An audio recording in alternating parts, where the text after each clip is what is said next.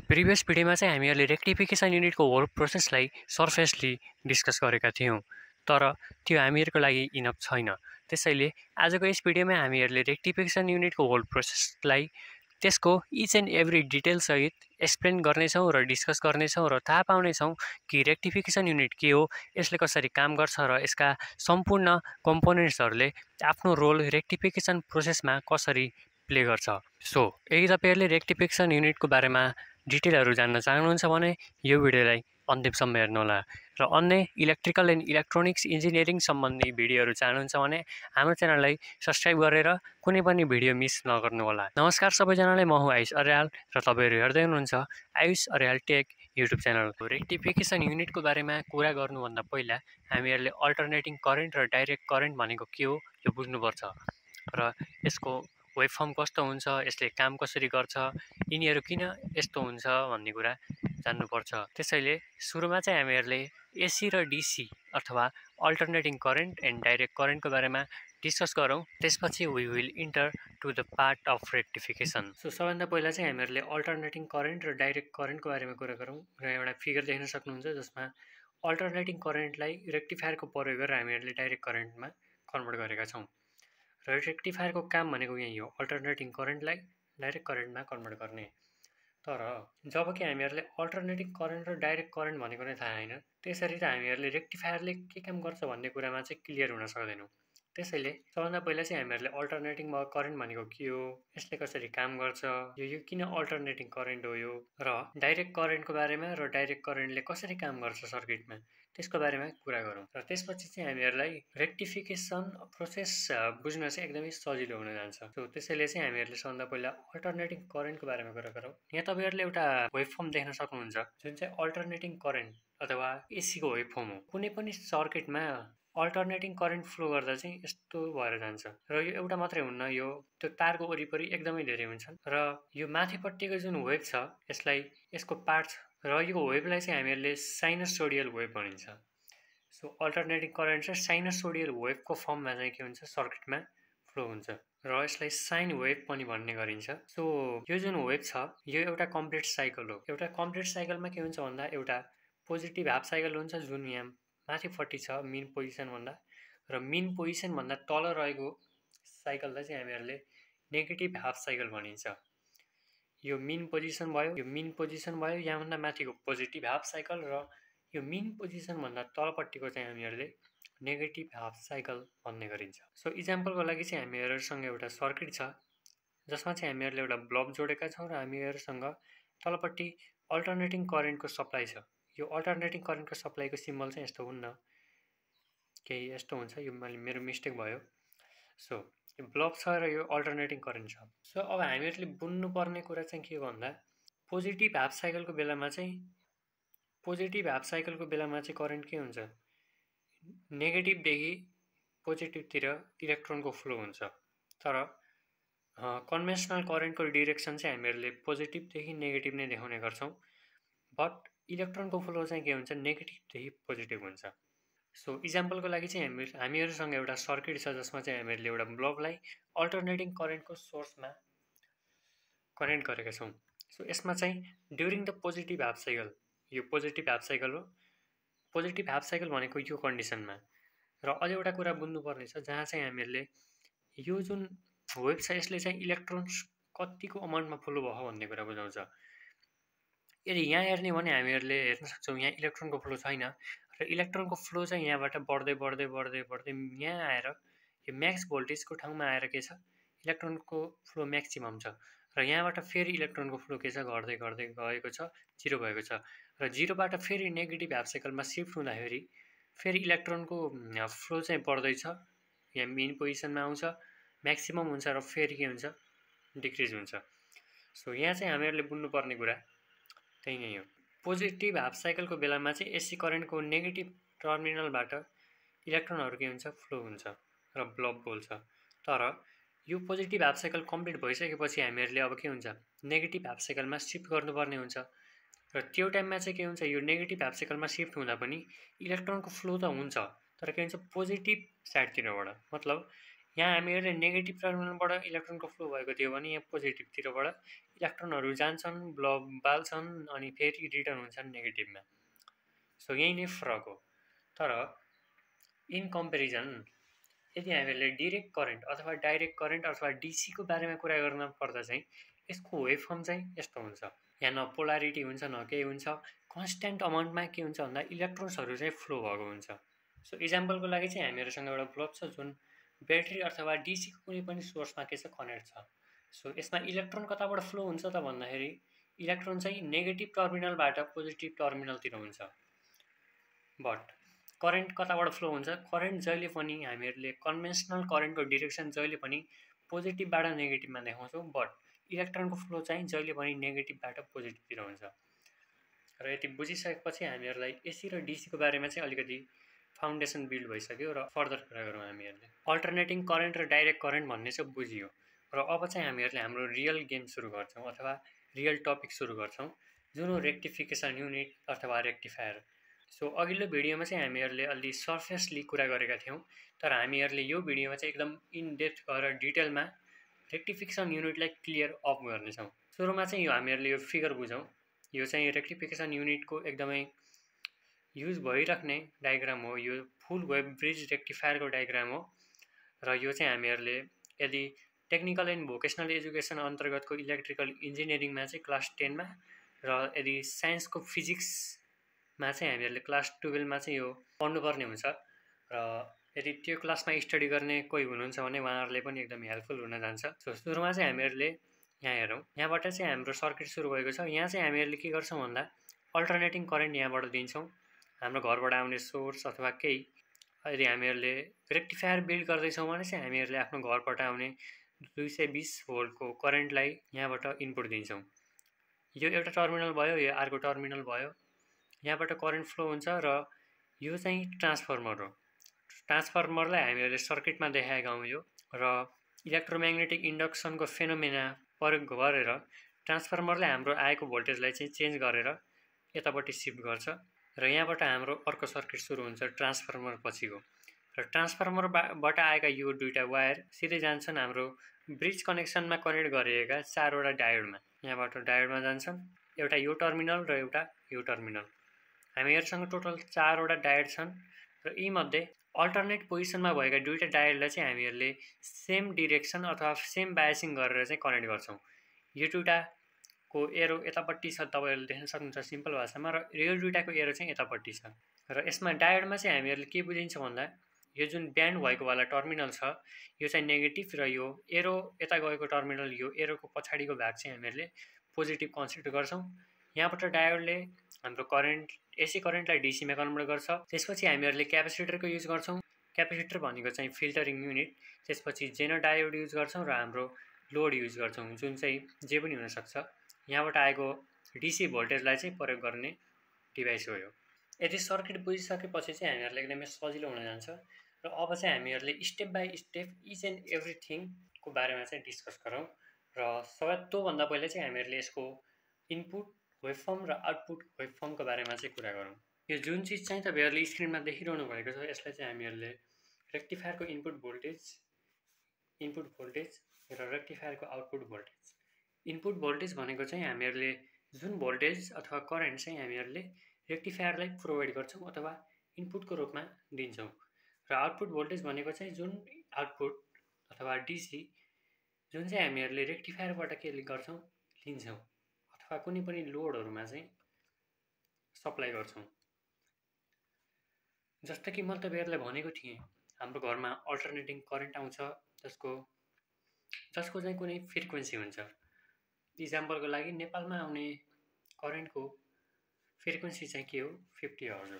50 hertz भनेको चाहिँ के हो, जस्तै कि मैले तपाईँहरूलाई देखाएको थिएँ यो पोजिटिभ हाफ साइकल र यो नेगेटिभ हाफ साइकल मिलेर चाहिँ एउटा कम्प्लिट साइकल बन्छ। र 50 हर्ज भनेको चाहिँ के हो भन्दा नेपालमा आउने करेन्टको वेभफर्मले एक सेकेन्डमा 50वटा कम्प्लिट साइकल 50वटा यस्तै कम्प्लिट साइकल बनाउँछ। 50वटा कम्प्लिट साइकल, एउटा साइकल, दुईटा साइकल, 3टा साइकल 4टा गर्दै 50वटा कम्प्लिट साइकल बनाउँछ। यसलाई चाहिँ हामीहरूले 50 हर्ज भनिन्छ। सो 50 हर्ज भनेको चाहिँ फ्रिक्वेन्सी हो। यदि तपाईँहरूले यो कुरा चाहिँ बुझ्नुभयो भने यो इनपुट भोल्टेजमा दिएको जुन वेभफर्म छ यसको फ्रिक्वेन्सी चाहिँ मलाई पक्कै पनि कमेन्ट बक्समा कमेन्ट गर्नु होला। म पक्कै पनि हेर्नेछु र थाहा पाउनेछौँ कि how much people are learning from this video. So यो चाहिँ हामीहरूले अल्टरनेटिङ करेन्ट जुन रेक्टिफायरलाई इनपुट दिन्छौँ। यो साइनसोडियल वेभ भयो। यहाँ इलेक्ट्रोनको फ्लो चाहिँ एकदमै धेरै हुने भएकाले यो भीम्याक्स भयो। यो पोजिटिभ हाफ साइकल, यो नेगेटिभ हाफ साइकल, यो पाई, यो 2 पाई, यो 3 पाई, यो 4 पाई भनेर चाहिँ हामीहरूले ग्यापलाई इन्डिकेट गरेको र यो चाहिँ आउटपुट आएको भोल्टेज। यो चाहिँ डायोडहरूबाट आउँछ र डायोडहरू चाहिँ तपाईँहरूले अघि देखिन सक्नुभयो यी हुन्। यी 4वटा डायोडबाट आएको आउटपुट चाहिँ हामीहरूले यहाँ यसरी देखाएका छौँ र यो कम्प्लिट भिडियोमा चाहिँ हामीहरूले कुन डायोडले कुन दियो, कुन डायोडले कुन दियो, किन दियो, कसरी दियो भन्ने सबै कुरा डिस्कस गर्नेछौँ। र सबभन्दा पहिला चाहिँ अब रेक्टिफिकेसन युनिटको पहिलो स्टेप भनेको ट्रान्सफर्मर, त्यसपछि रेक्टिफिकेसन जुन चाहिँ डायोडहरूले गर्छन्, त्यसपछि फिल्टरिङ जुन चाहिँ क्यापेसिटरले गर्छ र त्यसपछि रेगुलेटिङ जुन चाहिँ जेनर डायोडले गर्छ। यसको बारेमा कुरा गरौँ। ट्रान्सफर्मरको बारेमा चाहिँ धेरैजनाले थाहा नै होला र मानिसहरूले चाहिँ यसलाई हाम्रो गाउँतिर ट्रान्समिटर पनि भन्ने गर्छन्, जुन रङ हो। ट्रान्सफर्मर चाहिँ यसको सही नाम हो र यदि कसैले तपाईँहरूले ट्रान्समिटर भनेर सुनायो भने चाहिँ तपाईँहरूले ट्रान्सफर्मर हो भनेर चाहिँ त्यो गल्तीलाई सच्चाइ दिनु होला। सो ट्रान्सफर्मर चाहिँ धेरै टाइपका हुन्छन्। So on the basis of भोल्टेजमा चाहिँ दुईवटा ट्रान्सफर्मर हुन्छन्। एउटा हुन्छ स्टेप अप र स्टेप डाउन र अर्को on the basis of structure अथवा वर्किङ प्रिन्सिपलमा चाहिँ के हुन्छ भन्दा दुईवटा हुन्छ, जुन हो सेल टाइप ट्रान्सफर्मर र कोर टाइप ट्रान्सफर्मर। यो देखेको चित्र चाहिँ तपाईँहरूले कोर टाइप ट्रान्सफर्मरको हो र सेल टाइप ट्रान्सफर्मर पनि यस्तै नै हुन्छ तर अलि फरक हुन जान्छ। सो सेल टाइप ट्रान्सफर्मर चाहिँ केही यस्तो हुन्छ, यहाँ हामीहरूले वाइन्डिङ चाहिँ यो बिचको लिममा गर्छौँ। यहाँ चाहिँ वाइन्डिङ हुन्छ र दुईटै वाइन्डिङ, प्राइमेरी वाइन्डिङ र सेकेन्डरी वाइन्डिङ दुईटै चाहिँ के हुन्छ, यही बिचको लिममा हुन्छ। यो सेल टाइप ट्रान्सफर्मर चाहिँ अलि लो भोल्टेजको लागि धेरै प्रयोग गरेको देखिन्छ र यो कोर टाइप ट्रान्सफर्मर चाहिँ अलि हाई भोल्टेजको क्यापेसिटी हुने गर्दा यसलाई अलि हाई भोल्टेजमा पनि युज गरिन्छ। बट अलि सजिलो हुने र अलि कम्प्लेक्स डिजाइन नभएको हुँदा चाहिँ म तपाईँहरूलाई यही कोर टाइप ट्रान्सफर्मरको थ्रु ट्रान्सफर्मरको वर्किङ प्रिन्सिपल अलिकति र रेक्टिफिकेसनमा चाहिँ कसरी यसले आफ्नो रोल प्ले गर्छ भन्ने कुरा बुझाउनेछु। सो सेल टाइप र कोर टाइप दुईवटा ट्रान्सफर्मर भयो on the basis of structure. Step up transformer र स्टेप डाउन ट्रान्सफर्मर चाहिँ on the basis of voltage भयो। सो नाममै अप र डाउन छ, यहाँबाट चाहिँ हामीहरूले सजिलै बुझ्न सकिन्छ। तर त्योभन्दा पहिला ट्रान्सफर्मरको भित्री कोरको सिम्पल डायग्राम र त्यसको केही पार्ट्सहरूको बारेमा चाहिँ डिस्कस गरौँ। सो यो चाहिँ एउटा आइरन कोर हो जुन ल्यामिनेट गरेको हुन्छ। ल्यामिनेसन भनेको चाहिँ जस्तै यो कपीको पान्ना भयो नि, यहाँ पाता पाता पान्ना मिलेर चाहिँ एउटा कपी बनेको हुन्छ। त्यस्तै आइरनका साना साना अथवा पातला पातला पाता मिलेर चाहिँ एउटा कोर बन्ने गर्छ र त्यस्तै पाता पाताबाट मिलेको कोरलाई चाहिँ हामीहरूले के भनिन्छ, ल्यामिनेटेड आइरन कोर, जुन आइरनबाट बनेको हुन्छ। सो यो हामीहरूले घरको साइडमा बाटोमा देखिने ट्रान्सफर्मरको भित्रपट्टि चाहिँ के यस्तो लुकेको हुन्छ, यो चाहिँ यसको मेन पार्ट हो। यो आइरन कोर जुन ल्यामिनेट गरिएको हुन्छ यो चाहिँ यसको मेन पार्ट हो। र सुरुमा चाहिँ हामीहरूले एउटा साइडमा चाहिँ के हुन्छ भन्दा वाइन्डिङ गरिन्छ र वाइन्डिङ भनेको चाहिँ तार बेर्नी, तार बेरेको देख्न सक्नुहुन्छ तपाईँहरूले। दुईतिर चाहिँ वाइन्डिङ गरिएको हुन्छ तर एउटा साइड र कुनै पनि साइड हामीहरूले चाहिने कुनै पनि साइडमा हामीहरूले आफ्नो इनपुट दिन्छौँ।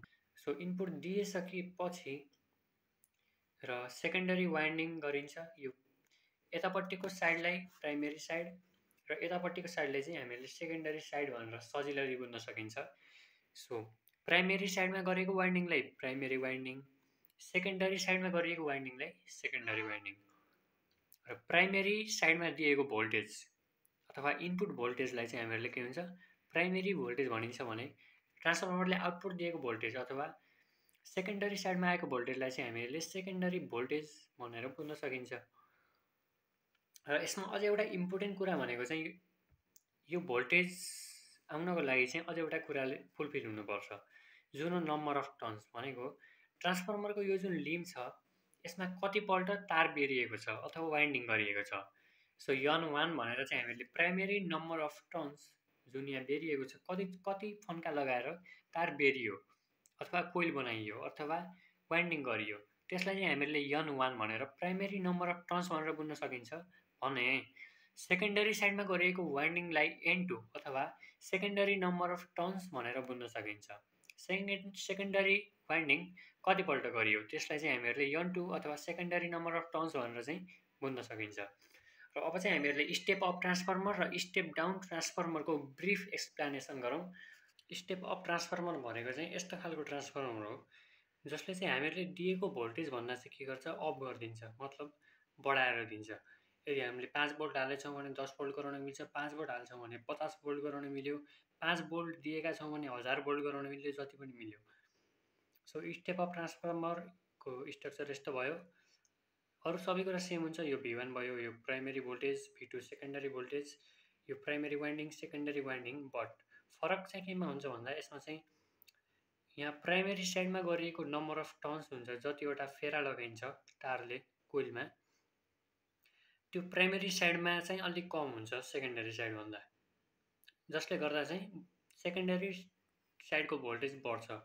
सो यसमा सिम्पली बुझ्नुपर्ने कुरा चाहिँ के हो भन्दा जतापट्टि भोल्टेज बढी चाहिएको छ त्यतातिर चाहिँ हामीहरूले नम्बर अफ टर्न्स पनि के गर्ने बढी गरिदिने।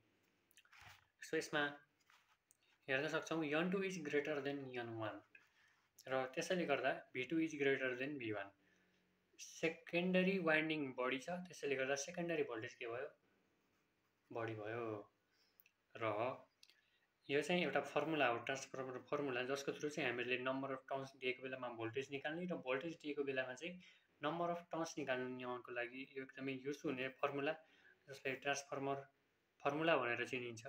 N2/N1 = V2/। सो इक्जाम्पलको लागि चाहिँ हामीहरूसँग प्राइमेरी भोल्टेज 5 भोल्ट छ, सेकेन्डरी भोल्टेज 10 भोल्ट छ र भने प्राइमेरी नम्बर अफ टर्न्स चाहिँ 5 छ भने हामीहरूले यो फर्मुला युज गरेर सेकेन्डरी नम्बर अफ टर्न्स कति चाहियो 10 चाहियो त्यो निकाल्न पायौँ। र यस्तै गरी स्टेप डाउन ट्रान्सफर्मरको बारेमा कुरा गर्दा चाहिँ सबै कुरा सेम हुन्छ, तर प्राइमेरी नम्बर अफ टर्न्स के हुन्छ बढी हुन्छ, किनभने यसले भोल्टेज घटाउँदैछ। यहाँ धेरै भोल्टेज, यहाँ कम भोल्टेज गराउन, त्यसैले N1 is greater than N2, primary number of turns is greater than secondary number of turns, र V1 is greater than V2, किनभने सेकेन्डरी भोल्टेज हामीले कम चाहिएको, प्राइमेरी भोल्टेज त्यसको लागि बढी छ। इक्जाम्पलको लागि हामीहरूसँग प्राइमेरी भोल्टेज 100 भोल्ट छ, प्राइमेरी नम्बर अफ टर्न्स 6 छ, सेकेन्डरी नम्बर अफ टर्न्स 2 छ भने हाम्रो सेकेन्डरी भोल्टेज कति आउँछ 33.33 यो फर्मुला युज गरेर। सो अब रेक्टिफिकेसन युनिटमा चाहिँ ट्रान्सफर्मरको काम के हो त भन्दा रेक्टिफिकेसन युनिटमा हामीहरूले इनपुट दिने हाम्रो घरको 220 भोल्ट हो र यसलाई हामीहरूले जस्तै रेक्टिफिकेसन युनिट भनेपछि अब मोबाइल चार्ज गर्न कम्प्युटरको लागि चाहिने हो 5 देखि 20 भोल्टसम्म चाहिँ हामीहरूले कन्सिडर गरौँ। र यसमा चाहिँ हामीहरूले 220 भोल्टलाई चाहिँ 5 देखि 20 भोल्टमा कन्भर्ट गर्नु छ। मतलब हामीहरूले प्राइमेरी भोल्टेज धेरै छ र सेकेन्डरी भोल्टेज के गर्नु छ कम गर्नु छ भनेपछि हामीहरूले स्टेप डाउन ट्रान्सफर्मर युज गरेर यो 220 भोल्टलाई 5 देखि 20 सम्म जति पनि भोल्ट गराउनको लागि हामीहरूले के गर्नु पर्यो ट्रान्सफर्मर युज गर्नु पर्यो। र यसरी चाहिँ ट्रान्सफर्मर हाम्रो रेक्टिफिकेसन युनिट अथवा रेक्टिफायरमा युज हुन्छ। अब ट्रान्सफर्मरले हाम्रो भोल्टेजलाई डाउन गरिसक्यो र त्यसपछि हाम्रो भोल्टेज जान्छ सिधै डायोडहरूमा। अब डायोड भनेको के हो त्यो पनि त थाहा हुनु पर्यो। सो सबभन्दा पहिला चाहिँ हामीले डायोडहरूको बारेमा कुरा गरौँ। सो डायोड भनेको चाहिँ एउटा सेमिकन्डक्टर डिभाइस हो जसले चाहिँ कुनै पनि इलेक्ट्रोनिक सर्किटमा स्विचको काम गर्न सक्छ, अटोमेटिक स्विचको काम गर्न सक्छ। सो डायोडहरू चाहिँ सेमिकन्डक्टरबाट सुरु गरौँ हामीहरूले। सेमिकन्डक्टर भनेको चाहिँ यस्तो मेटेरियल जसको प्रपर्टी चाहिँ कन्डक्टर र इन्सुलेटरको बिचमा हुन्छ। सेमिकन्डक्टर भनेको चाहिँ सिलिकन र जर्मेनियम चाहिँ यसका इक्जाम्पल हुन्, जसबाट चाहिँ हामीहरूले transistor, diode, zener diode, light emitting diode जस्ता डिफ्रेन्ट थिङ्सहरू जुन चाहिँ हाम्रो मोडर्न इलेक्ट्रोनिक्सका चाहिँ फाउन्डेसन हुन् तिनीहरू बिल्ड गरिन्छ। सो डायोड चाहिँ हामीहरूको सेमिकन्डक्टर नै हो। सेमिकन्डक्टर भनेको चाहिँ यस्तो मेटेरियल हो जसले कन्डक्टर र इन्सुलेटर दुवै मेटेरियलको प्रपर्टी देखाउन सक्छ। कन्डक्टरको प्रपर्टी देखाउँदा के हुन्छ करेन्ट पास गर्न दिन्छ, इन्सुलेटरको दिँदा करेन्ट पास गर्न दिँदैन। अब पास गर्न दियो भनेपछि अन भयो, दिएन भनेपछि अफ भयो। सो यस्तै तरिकाले चाहिँ हामीहरूले डायोडलाई स्विचिङ डिभाइस अथवा स्विचको रूपमा प्रयोग गर्न सकिन्छ। सो सेमिकन्डक्टर पनि दुई टाइप्सका हुन्छन्, एउटा इन्ट्रिन्सिक सेमिकन्डक्टर र अर्को एक्सट्रिन्सिक सेमिकन्डक्टर, जसमध्ये इन्ट्रिन्सिक सेमिकन्डक्टर भनेको चाहिँ प्योर सेमिकन्डक्टरबाट बनेको, जस्तै सिलिकन जर्मेनियम मात्रै प्योरली युज गरेर चाहिँ हामीहरूले इन्ट्रिन्सिक सेमिकन्डक्टर युज गरिन्छ भने त्यही इन्ट्रिन्सिक सेमिकन्डक्टरमा हामीहरूले डोपिङ जस्तै पेन्टाभ्यालेन्ट इम्प्युरिटिज, ट्राइभ्यालेन्ट इम्प्युरिटिज जस्तै एल्युमिनियम, फोस्फरस जस्ता कम्पाउन्डहरू अथवा इलिमेन्टहरूलाई चाहिँ हामीहरूले डोप गर्ने अथवा मिसाउने काम गरेर चाहिँ हामीहरूले एक्सट्रिन्सिक सेमिकन्डक्टर डेभलप गर्न सकिन्छ। र एक्सट्रिन्सिक सेमिकन्डक्टर पनि कस्तो खालको इलिमेन्ट चाहिँ डोप गरिएको छ त त्यसअनुसार भर पर्छ। यदि हामीहरूले चाहिँ पेन्टाभ्यालेन्ट इम्प्युरिटी डोप गरेका छौँ भने हाम्रो एक्सट्रिन्सिक सेमिकन्डक्टर चाहिँ एन टाइप हुन्छ भने, यदि हामीहरूले चाहिँ ट्राइभ्यालेन्ट इम्प्युरिटी डोप गरेका छौँ भने हाम्रो पी टाइप हुन जान्छ। सो अब पी टाइप र एन टाइप भनेको चाहिँ कस्तो हो त? सुरुमा चाहिँ हामीहरूले एन टाइपको बारेमा कुरा गरौँ। यदि हामीहरूले कुनै पनि सेमिकन्डक्टर, प्योर सेमिकन्डक्टरमा कुनै पनि पेन्टाभ्यालेन्ट इम्प्युरिटी, अब पेन्टाभ्यालेन्ट भनेको चाहिँ कस्तो भन्दा जसको भ्यालेन्स इलेक्ट्रोनमा चाहिँ 5 वटा इलेक्ट्रोन हुनु पर्यो। अब सिलिकनको भ्यालेन्स इलेक्ट्रोनमा 4 वटा इलेक्ट्रोन हुन्छ र त्यस्तै सिलिकनहरूसँग बोन्ड गराउँदा चाहिँ फोस्फरस जस्तो पेन्टाभ्यालेन्ट इम्प्युरिटीले 4 वटा इलेक्ट्रोन त युज गर्छ, तर यो पेन्टाभ्यालेन्ट इम्प्युरिटी भएको हुँदा यससँग 5 वटा इलेक्ट्रोन हुन्छ र एउटा इलेक्ट्रोन चाहिँ के हुन्छ, एक्स्ट्रा हुन्छ, जसले चाहिँ फ्री इलेक्ट्रोनको काम गर्छ र एन टाइप अफ सेमिकन्डक्टर हुन्छ। एन टाइपलाई चाहिँ हामीहरूले नेगेटिभ भनेर पनि बुझ्न सकिन्छ, किनभने इलेक्ट्रोन भनेको नेगेटिभली चार्ज हुन्छ र त्यही नेगेटिभली चार्जले गर्दा चाहिँ एन टाइप यसरी पनि बुझ्न सकिन्छ। र एन टाइप सेमिकन्डक्टरमा चाहिँ मेजोरिटी भनेको एकदमै धेरै चार्ज क्यारियल भनेको इलेक्ट्रोनले गर्छ र फोस्फरस चाहिँ एउटा पेन्टाभ्यालेन्ट इम्प्युरिटी भयो जसको डोपिङले गर्दा चाहिँ हामीहरूले एन टाइप सेमिकन्डक्टर फर्म गर्न सकिन्छ। सो अब चाहिँ हामीहरूले पी टाइपको बारेमा कुरा गरौँ। पी टाइप भनेर चाहिँ हामीहरूले अब ट्राइभ्यालेन्ट इम्प्युरिटीलाई चाहिँ हामीहरूले कुनै पनि सेमिकन्डक्टर, प्योर सेमिकन्डक्टरमा डोप गर्न सकिन्छ।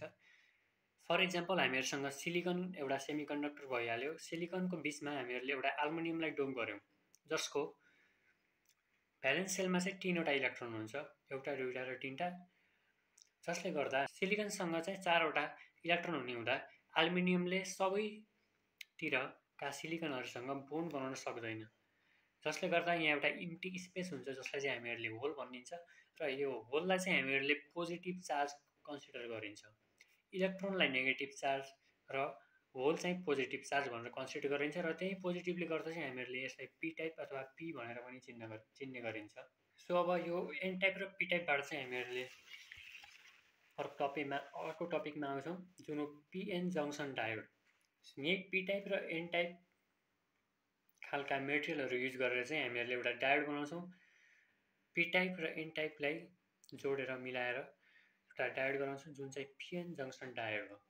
र यही डायोड चाहिँ हामीहरूले रेक्टिफिकेसन युनिटमा युज गरेका छौँ। यी डायोडहरू यिनी सबै पिएन जङ्सन डायोड हुन्, त्यसैले चाहिँ हामीहरूले यो कुरा स्टडी गरेको। र यो पिएन जङ्सन डायोडमा पनि दुईवटा प्रोसेसहरू हुन्छ, फरवर्ड बायसिङ र रिभर्स बायसिङ। यदि हामीहरूले पिएन जङ्सन डायोडको पी टाइप अफ सेमिकन्डक्टर भएको साइडलाई ब्याट्रीको पोजिटिभ साइडमा र एन टाइप अफ सेमिकन्डक्टर भएको साइडलाई चाहिँ नेगेटिभ साइडमा, ब्याट्रीको नेगेटिभ टर्मिनलमा पी टाइपलाई पोजिटिभतिर, एन टाइपलाई नेगेटिभतिर कनेक्ट गरेर इलेक्ट्रोनहरू फ्लो हुन दिन्छौँ भने चाहिँ यो प्रोसेसलाई हामीहरूले फरवर्ड बायसिङ भनिन्छ। यो केसमा चाहिँ इलेक्ट्रोन फ्लो हुन जान्छ, त्यसैले चाहिँ यसलाई फरवर्ड बायसिङ भनिन्छ। र अर्को बायसिङ भनेको चाहिँ रिभर्स बायसिङ। यदि हामीहरूले एन टाइप अफ सेमिकन्डक्टर भएको भागलाई हामीहरूले ब्याट्रीको पोजिटिभ टर्मिनलमा र पी टाइप अफ सेमिकन्डक्टर भएको भागलाई चाहिँ हामीहरूले नेगेटिभ टर्मिनलमा चाहिँ कनेक्ट गरेर इलेक्ट्रोन फ्लो हुन दियौँ भने यसलाई हामीले रिभर्स बायसिङ भनिन्छ। सो यो प्रोसेस पनि अब चाहिँ हामीहरूले बुझ्नेछौँ बिस्तारै। सो यो चाहिँ कसरी हुन्छ त?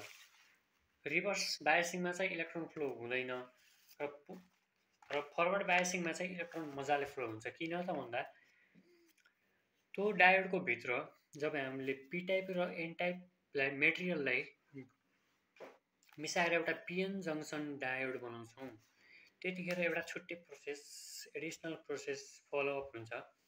सो यो चाहिँ पी टाइप अफ सेमिकन्डक्टर भयो जसमा होल्सहरू छन्, यी गोला गोला होल्सहरू हुन्, र एन टाइप अफ मेटेरियल जसमा चाहिँ इलेक्ट्रोनहरू छन्, मेजोरिटी चार्ज क्यारियर।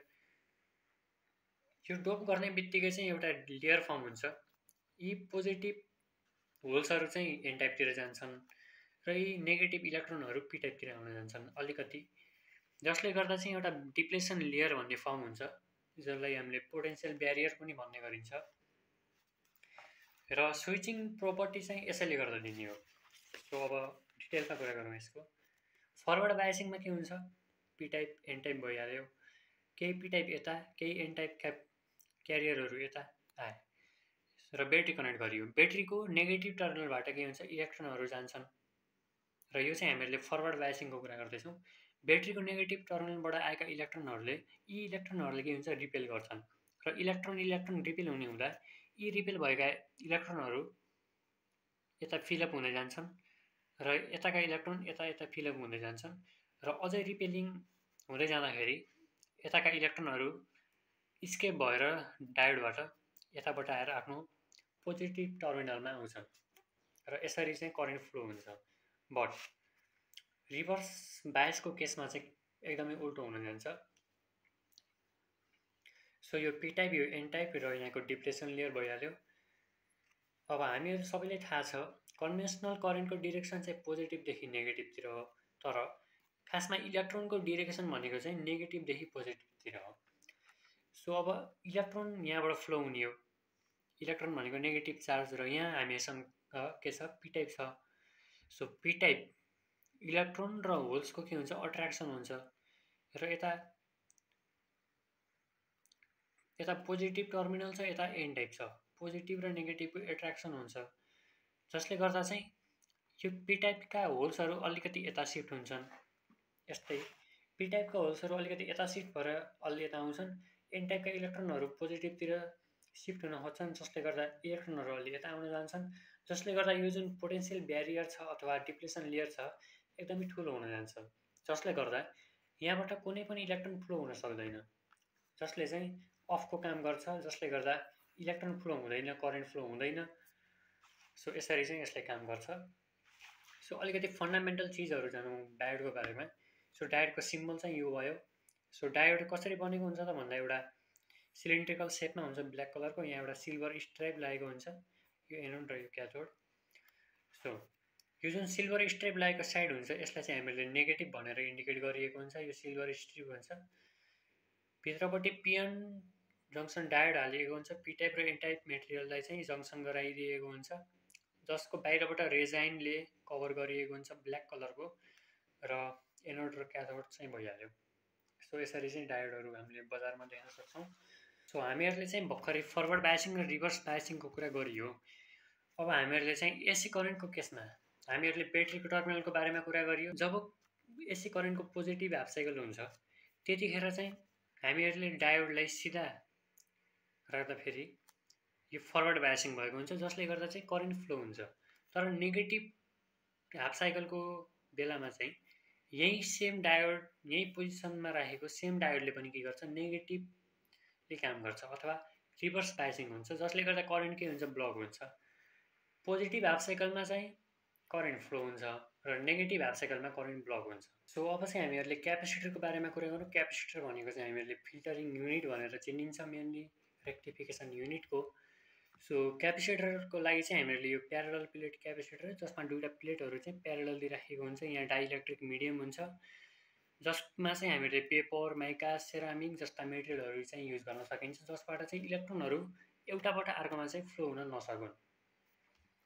र हामीसँग चाहिँ एसी र डीसीको वेभ फर्म छ, एसीको साइनोसोडियल वेभ फर्म र डीसीको चाहिँ डिस्क्रिट वेभ फर्म। हामीहरू चाहिँ सबभन्दा पहिला चाहिँ यो कुरा बुझौँ, यी जुन डायोडहरूबाट आएका यहाँबाट आएको इनपुट जान्छ डायोडहरूमा र डायोडले चाहिँ यहाँ र यहाँ गरी यहाँ दुईटै टर्मिनलबाट चाहिँ हामीहरूले आउटपुट दिन्छ। तर डायोडबाट आएको आउटपुट चाहिँ यस्तो हुँदैन। हामीहरूलाई डिसी चाहिएको हो, तर डायोडले दिने जुन आउटपुट छ केही यस्तो हुन्छ। यो यसमा चाहिँ के हुन्छ भन्दा अलिकति एसीको प्रोपर्टीहरू पनि लुकेर बसेको हुन्छ। हुन त यो एउटै हाफ साइकलमा छन्, नेगेटिभ हाफ साइकल छैन, पोजिटिभ भनेर त्यस्तो छुट्याइएको छैन, तर पनि यसले चाहिँ एसीको प्रोपर्टीहरू सो गर्छ। सो यो प्रोपर्टी सो गर्नेलाई चाहिँ हामीले रिपल्स भनिन्छ। यी रिपल्सहरूलाई हटाउनको लागि चाहिँ हामीहरूले क्यापेसिटरको प्रयोग गरिन्छ। सो अब क्यापेसिटर युज गरेर चाहिँ हामीहरूले केही यस्तो आएको आउटपुटलाई चाहिँ हामीहरूले अलिकति कन्स्ट्यान्ट अथवा अलिकति डिसीको जस्तो देखिने वेभ फर्ममा चाहिँ कन्भर्ट गरिन्छ। सबभन्दा पहिले चाहिँ हामीले क्यापेसिटरको बारेमा बुझ्नुपर्छ। क्यापेसिटर भनेको चाहिँ अब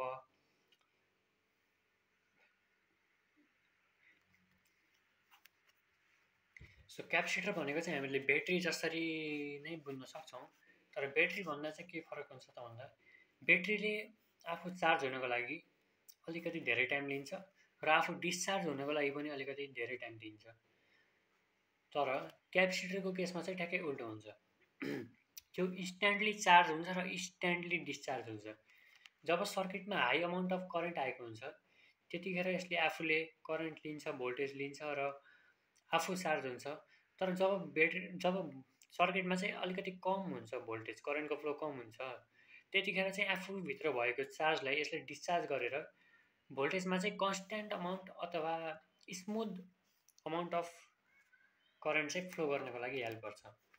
सो इक्जाम्पलको लागि मैले तपाईँहरूलाई भनेको थिएँ अघि नै, यहाँ हामीहरूले देख्न सक्छौँ यो पिक पोजिसनमा चाहिँ एकदमै धेरै इलेक्ट्रोनहरू फ्लो भएको हुन्छ भने यो मिन तलपट्टिको पोजिसनमा चाहिँ एकदमै negligible amount of electron flow भएको हुन्छ। यसको मतलब यो कन्डिसनमा चाहिँ करेन्ट धेरै फ्लो भएको छ, तर यो कन्डिसनमा चाहिँ एकदमै थोरै अमाउन्ट अफ करेन्ट छ, यत्रो ग्याप छ हेर्नुहोस् त। सो यो कन्डिसनमा जब यो सर्किट हो, सर्किटमा जब लार्ज अमाउन्ट अफ करेन्ट छ त्यतिखेर क्यापेसिटरले आफूले त्यसलाई एब्जर्ब गर्छ, इनर्जी एब्जर्ब गर्छ। र जब यो सर्किटमा यस्तो ग्याप देखिन्छ, करेन्ट कम देखिन्छ, इनर्जी कम देखिन्छ, त्यतिखेर आफूभित्र भएको जुन चार्ज छ त्यसलाई डिस्चार्ज गरेर चाहिँ यसलाई स्मुथ गरिदिन्छ र यहाँबाट लिन्छ यहाँ हालिदिन्छ, यहाँबाट लिन्छ यहाँ हालिदिन्छ। यसले गर्दा चाहिँ हामीसँग एउटा कन्स्ट्यान्ट जस्तो देखिने वेभ फर्म आउँछ। र यसैले चाहिँ हामीहरूले क्यापेसिटरलाई फिल्टरिङ युनिट भनेको, किनभने यसले एसीको प्रपर्टी देखाउने वेभमा भएका एसीका प्रपर्टीहरूलाई चाहिँ फिल्टर आउट गरेर प्योर डिसी जस्तो देखिने गराउँछ। अब सेम यस्तो सिधा नै त देखाउँदैन, तर अलिकति केही सिधा जस्तो देखाउँछ र this is better than that. यो बेलामा चाहिँ क्यापेसिटरले आफूले स्टोर गर्छ, यो बेलामा चाहिँ रिलिज गरिदिन्छ र यसरी चाहिँ हामीहरूले स्मुथ डिसी अब्टेन गर्न सक्छौँ रेक्टिफिकेसन युनिटबाट।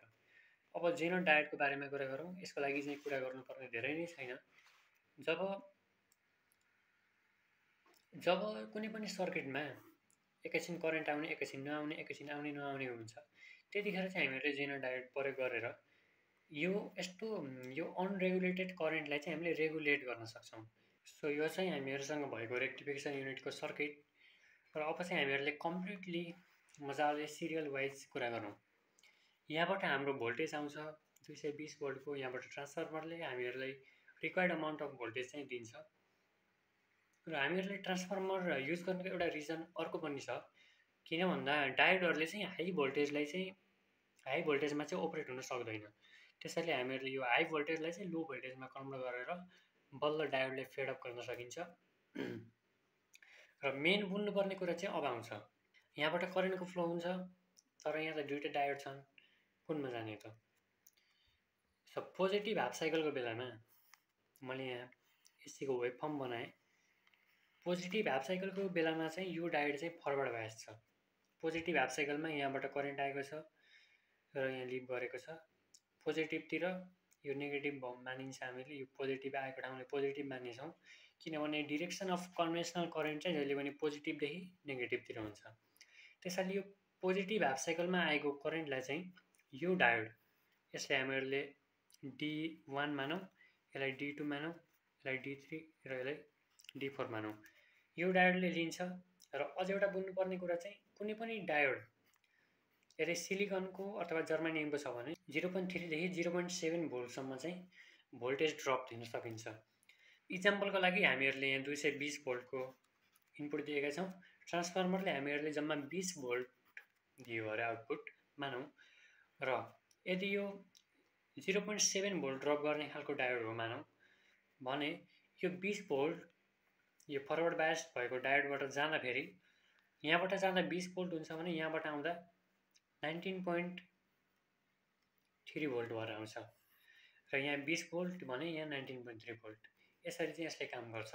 यदि जर्मानियमको छ भने चाहिँ यसले 0.3 भोल्ट ड्रप गर्छ र आफ्नो रिक्वायरमेन्ट अनुसार चाहिँ हामीहरूले युज गरिन्छ। अब यो 19.3 भोल्टलाई अब यहाँबाट आयो, यहाँबाट फ्लो हुन्छ, यो क्यापेसिटरले यसलाई फिल्टर गर्छ, प्यारललमा कनेक्ट गरिन्छ क्यापेसिटर, यो फिल्टर गर्छ, यो जेनो डायोडले रेगुलेट गर्छ र हाम्रो लोडमा जान्छ। लोडबाट त्यही करेन्ट यहाँ आउँछ, यो सर्किट फलो गर्छ, यहाँ आउँछ र अब यहाँ आउँछ। अब चाहिँ हामीहरूले के देखिन्छ भन्दा हामीहरूसँग अझै पनि 19.3 भोल्टको पोटेन्सियल डिफरेन्स छ। यहाँ हामीहरूसँग कति छ 20 भोल्ट, यहाँसम्म चाहिँ हामीहरूसँग 20 भोल्ट नै छ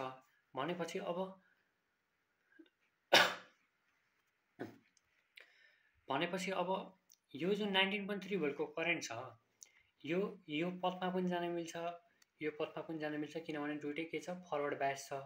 तर यो जुन 19.3 भोल्ट छ यो चाहिँ यो डायोडले फलो गर्छ। अब किन भन्नु होला, किनभने यहाँ 20 भोल्ट छ र यहाँ 19.3 भोल्ट छ र करेन्ट भनेको जहिले पनि हायर पोटेन्सियलदेखि लोवर पोटेन्सियलमा जाने हो, र यहाँ हामीहरूसँग कति छ 20 भोल्ट छ, यहाँ 19.3 भनेपछि अब 19.3 कम पोटेन्सियल हो, 20 भनेको बढी पोटेन्सियल हो। 19.3बाट 20 भोल्टमा त्यो जान सम्भव नै छैन, इम्पोसिबल छ भने यहाँ चाहिँ हामीहरूसँग पोटेन्सियल नै होइन, यहाँ 0 पोटेन्सियल छ।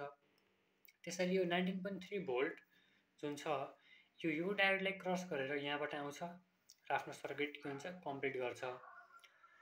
र यसबाट चाहिँ हामीहरूले के थाहा भयो त भन्दा पोजिटिभ हाफ साइकलको बेलामा D1 र D2 भन्ने डायोड चाहिँ के छ फरवर्ड बायस रहेछ, जसले गर्दा D1 र D2बाट चाहिँ करेन्ट के भयो फ्लो भयो। तर पोजिटिभ हाफ साइकलको बेलामा D3 र D4 चाहिँ के भयो रिभर्स बायस भयो, जसले गर्दा यी दुईटाबाट चाहिँ करेन्ट फ्लो भएन।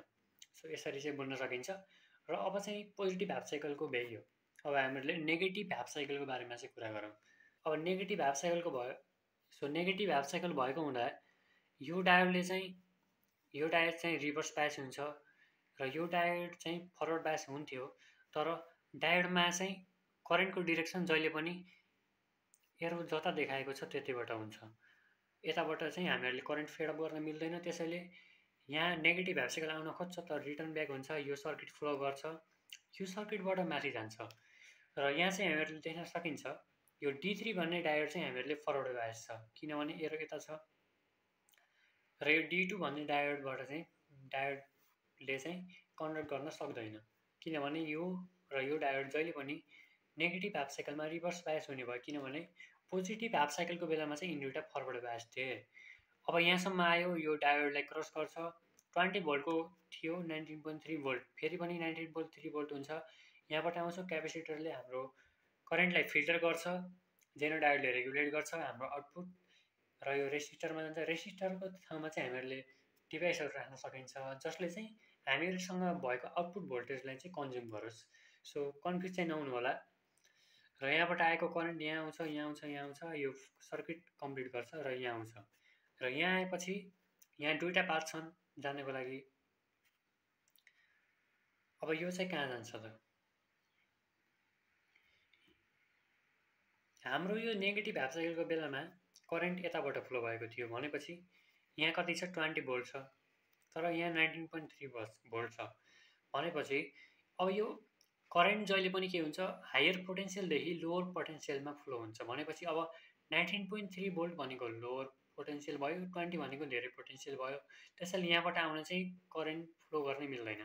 त्यसैले यो सिन्स यो फरवर्ड बायस छ यहीँबाट जान्छ, यहाँ जान्छ र हाम्रो सर्किट के हुन्छ कम्प्लिट हुन्छ। र यसरी चाहिँ रेक्टिफायरले काम गर्छ र यी डायोडहरूले अब हामीहरू देख्छौँ D1, D2, D3 र D4 भन्ने डायोडहरू छन् हामीहरूसँग र यो सर्किट छ। पोजिटिभ हाफ साइकलको बेलामा D1 र D2 भन्ने डायोडले चाहिँ इलेक्ट्रिसिटी कन्डक्ट गरे जसले गर्दा पोजिटिभ हाफ साइकलको बेलामा D1 र D2 को चाहिँ आउटपुट वेभफर्म आयो र नेगेटिभ हाफ साइकलको बेलामा हामीहरूले देखेका थियौँ D3 र D4 भन्ने डायोडले चाहिँ इलेक्ट्रिसिटी कन्डक्ट गरे जसले गर्दा नेगेटिभ हाफ साइकलको आउटपुट भोल्टेज चाहिँ कल दिन्छ D3 र D4 ले दिन्छ।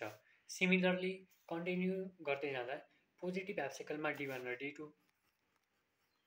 नेगेटिभ हाफ साइकलमा D2 र D3 र D4 गर्दै गर्दै हाम्रो सर्किट कम्प्लिट हुन्छ, वेभफर्म कम्प्लिट हुन्छ र हाम्रो रेक्टिफायरले यसरी काम गर्छ।